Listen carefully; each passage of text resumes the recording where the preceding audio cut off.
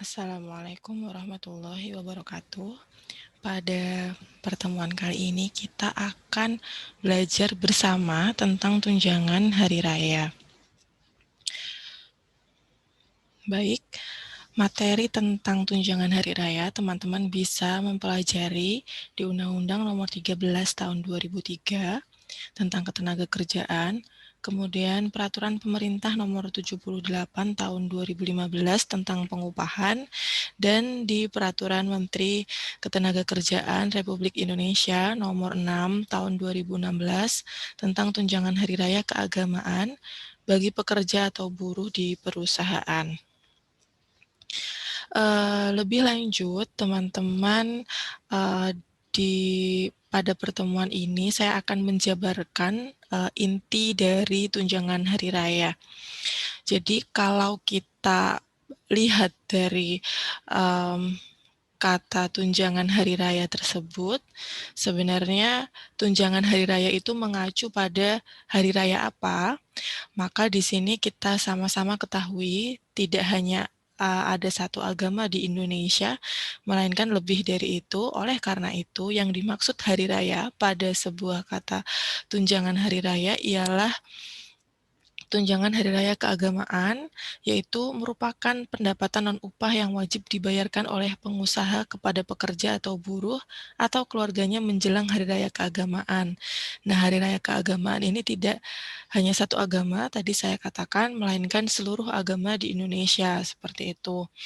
Baik itu Idul Fitri bagi penganut agama Islam, kemudian Natal bagi penganut agama Kristen Katolik dan Kristen Protestan, Hari Raya Nyepi bagi pekerja yang beragama Hindu, Hari Raya Waisak bagi pekerja yang beragama Buddha, dan Hari Raya Imlek bagi pekerja yang beragama Konghucu.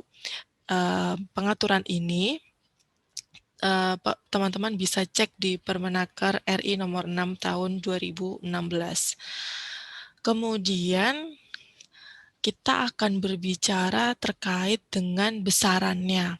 Jadi, tunjangan hari raya itu bisa diperoleh oleh pekerja yang sudah memiliki masa kerja 1 bulan atau lebih. Jadi minimal masa kerja seorang pekerja untuk berhak memperoleh THR adalah 1 bulan.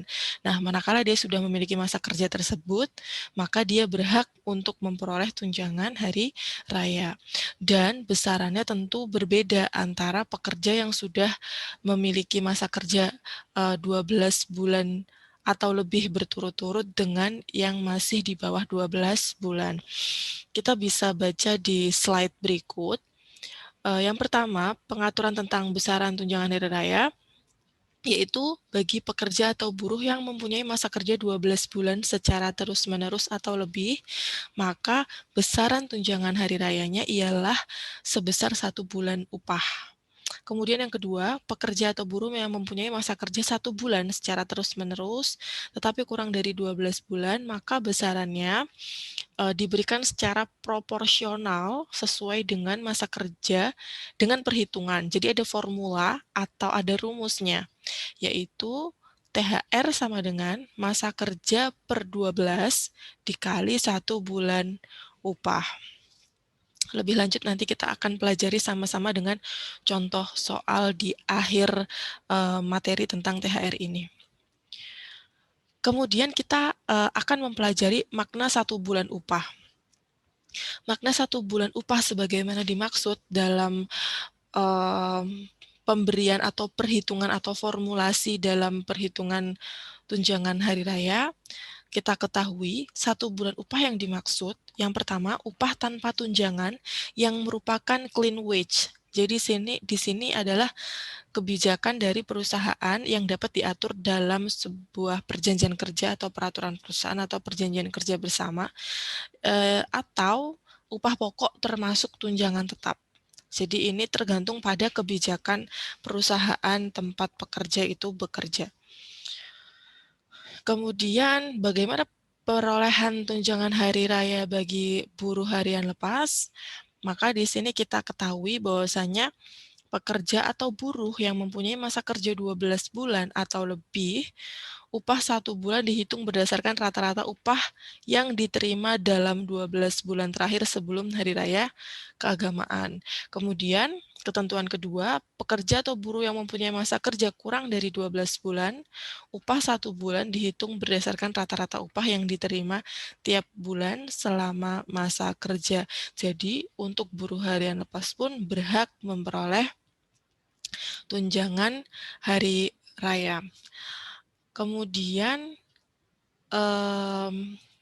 pengaturan lebih lanjut tentang THR ini, dalam hal hari raya keagamaan yang sama terjadi lebih dari 1 kali dalam 1 tahun, bagaimana? Maka THR keagamaan diberikan sesuai dengan pelaksanaan hari raya keagamaan. Di sini kita contohkan misalnya Idul Fitri. Idul Fitri dihitung bukan dengan kalender Masehi, tapi perhitungannya dengan kalender Hijriyah. Oleh karena itu, bisa terjadi dalam 1 kalender Masehi itu Idul Fitri terjadi 2 kali seperti itu. Maka kebijakan yang diberikan oleh pemerintah di sini bisa diberikan lebih dari 1 kali dalam 1 tahun tergantung pelaksanaan dari hari raya keagamaan tersebut.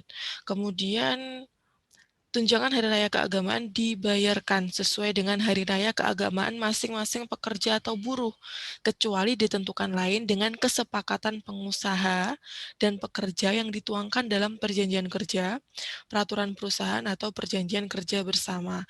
Maksudnya di sini adalah dalam satu perusahaan mungkin ada beragam agama yang ada di situ, maka perlu disepakati tentang pembayaran tunjangan hari raya ini dalam perjanjian kerja, peraturan perusahaan, atau perjanjian kerja bersama, kapankah tunjangan hari raya itu dibayarkan. Apakah di satu titik hari raya keagamaan agama tertentu atau bergantung pada masing-masing hari raya keagamaan pekerja tersebut. Kemudian tunjangan hari raya keagamaan wajib dibayarkan oleh pengusaha paling lambat 7 hari sebelum hari raya keagamaan. Jadi, H-7 pelaksanaan hari raya tersebut, setidaknya THR ini sudah diberikan. Kemudian, pekerja atau buruh yang hubungan kerjanya berdasarkan perjanjian kerja waktu tidak tertentu dan mengalami PHK terhitung sejak 30 hari sebelum hari raya keagamaan, maka masih berhak loh atas THR tersebut. Jadi ketika seorang pekerja mengalami PHK terhitung sejak 30 hari sebelum hari raya keagamaan, maka masih berhak untuk memperoleh THR. Kemudian, ketentuan sebagaimana dimaksud di atas tidak berlaku bagi pekerja atau buruh yang hubungan kerjanya berdasarkan perjanjian kerja waktu tertentu. Mohon maaf, waktu tertentu yang berakhir sebelum hari raya keagamaan. Jadi di sini catatan pentingnya untuk pekerja yang diikat dengan perjanjian kerja waktu tidak tertentu ketika mengalami PHK 30 hari sebelum perayaan hari raya keagamaan masih berhak memperoleh THR, sedangkan bagi pekerja dengan dasar hubungan kerja yang dijalin mereka adalah perjanjian kerja waktu tertentu, kemudian dilakukan PHK dengan perhitungan waktu yang sama dengan perjanjian kerja waktu tidak tertentu, tidak berhak memperoleh tunjangan hari raya, seperti itu. Kemudian, ini yang penting yang perlu diketahui bahwasanya ketika pekerja yang dipindahkan ke perusahaan lain dengan masa kerja berlanjut berhak atas THR pada perusahaan yang baru. Apabila dari perusahaan yang lama, pekerja yang bersangkutan belum mendapatkan tunjangan hari raya. Kemudian pengusaha yang tidak membayar tunjangan hari raya keagamaan kepada pekerja maka dapat dikenakan sanksi administratif. Dan juga manakala pengusaha membayarkan THR di sini, tapi mengalami keterlambatan, maka dapat dikenakan sanksi 5% dari total tunjangan hari raya keagamaan yang harus dibayar sejak berakhirnya batas waktu kewajiban pengusaha untuk membayar. Nah, di sini sebenarnya 5% ini akan lari kemana? Akan lari ke pekerja itu sendiri, karena memang tujuannya untuk kesejahteraan pekerja. Kemudian pengenaan denda sebagaimana dimaksud tidak menghilangkan kewajiban pengusaha untuk tetap membayar tunjangan hari raya keagamaan kepada pekerja atau buruh. Baik, itulah materi inti tentang tunjangan hari raya. Kita ketahui bahwa THR itu diberikan kapan saja, kemudian THR ini diberikan kepada pekerja dengan kualifikasi seperti apa, kemudian bagaimana sanksi kalau pengusaha tidak membayar THR sudah kita bahas semua. Sekarang kita masuk kepada contoh kasus penghitungan tunjangan hari raya. Baik, ini contoh soal yang dapat saya berikan tentang bagaimana menghitung tunjangan hari raya. Kasusnya, saya mengambil di sini, saya membuat ilustrasi sendiri. Sena bekerja sebagai pekerja tetap di PT Persada Junior sebagai pekerja tetap. Sena akan merayakan Hari Raya Idul Fitri pada tanggal 7 Juli 2019.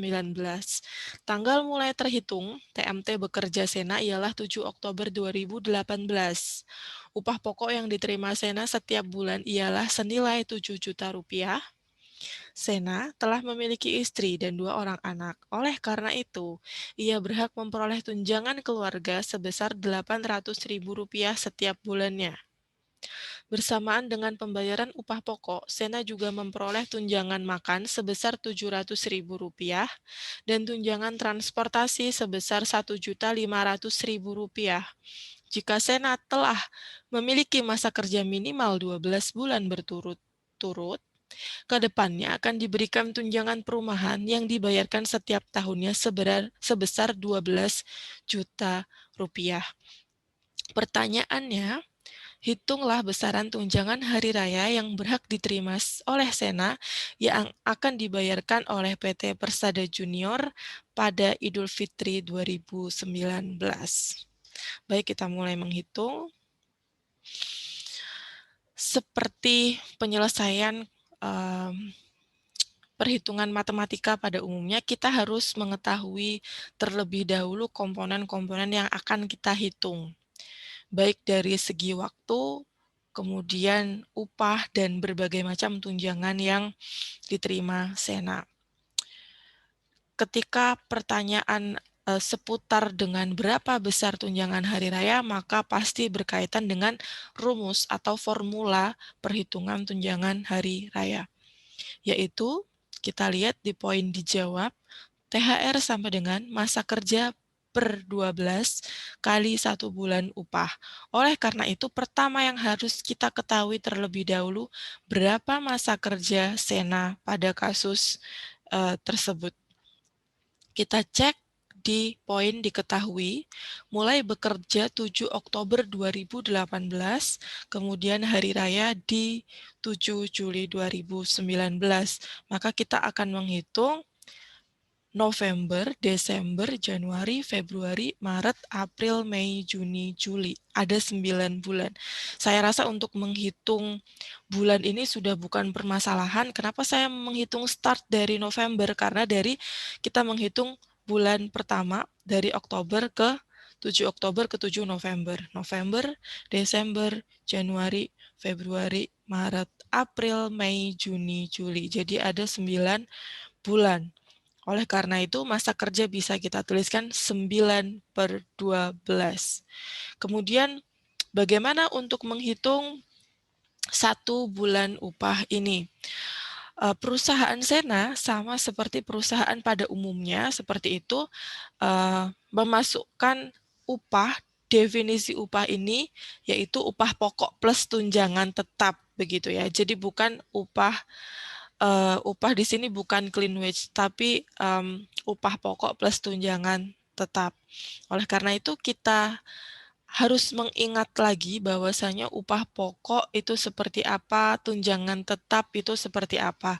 Tunjangan tetap adalah tunjangan yang diberikan kepada pekerja yang pembayarannya mengikuti pembayaran upah pokok, mengalami konsistensi dalam pembayaran, tidak fluktuatif gitu, tidak tergantung kondisi perusahaan, tidak, tapi dia bisa stabil pembayaran dan cenderung mengalami kenaikan di waktu tertentu. Jadi tidak ada penurunan seperti itu. Dan pembayarannya sekali lagi bersamaan dengan upah pokok, maka itu dapat masuk sebagai kategori tunjangan tetap. Kita coba kembali ke soal tadi, kita coba analisis gitu. Ada tunjangan keluarga, ada tunjangan makan, tunjangan transportasi, tunjangan perumahan. Kita cermati kembali. Sena memiliki istri dan 2 anak, oleh karena itu ia berhak memperoleh tunjangan keluarga sebesar Rp800.000 setiap bulan. Tunjangan keluarga sudah pasti masuk sebagai tunjangan tetap. Kemudian bersamaan dengan pembayaran upah pokok, jadi kalimat ini sudah jelas menunjukkan bahwasanya tunjangan makan dan tunjangan transportasi juga masuk sebagai tunjangan tetap, seperti itu ya. Oleh karena itu, coba kita cek sekali lagi yang bawah terhadap tunjangan perumahan dibayarkan setiap tahun. Nah, ini kalau dia sudah punya masa kerja 12 bulan berturut-turut. Pembayarannya setiap tahun. Maka dapat tidak dimasukkan sebagai tunjangan tetap, tidak bisa. Oke, jadi kita tahu bahwa yang masuk sebagai kategori upah di sini ialah upah pokok plus tunjangan tetap, maka tunjangan tetapnya ialah tunjangan keluarga, tunjangan makan, dan tunjangan transportasi. Tunjangan perumahan tidak bisa masuk, karena sekali lagi tunjangan perumahan ini pembayarannya setiap tahun. Baik, kita hitung. Tunjangan keluarga Rp800.000, tunjangan makan Rp700.000, tunjangan transportasi Rp1.500.000. Maka total tunjangan yang masuk yang dapat kita perhitungkan sebagai upah bersamaan dengan upah pokok adalah Rp3 juta. 7 juta ini berasal dari besar upah pokok. Sehingga upah yang dimaksud yang bisa kita masuk ke dalam formula 1 bulan upah Sena ialah Rp10 juta. Oleh karena itu, berdasar pada formula sebagaimana yang termuat dalam peraturan perundang-undangan, maka masa kerja 9 bulan yang sudah kita hitung tadi per 12 dikali Rp10 juta. Maka total yang kita bisa peroleh ialah Rp7.500.000. Oleh karena itu, maka besaran upah pokok, besaran tunjangan hari raya yang diperoleh oleh Sena ialah sebesar Rp7.500.000. Baik, terima kasih atas perhatian teman-teman. Mohon untuk dipelajari lagi tentang materi yang sudah saya share ini. Mudah-mudahan dapat dimengerti. Terima kasih. Wassalamualaikum warahmatullahi wabarakatuh.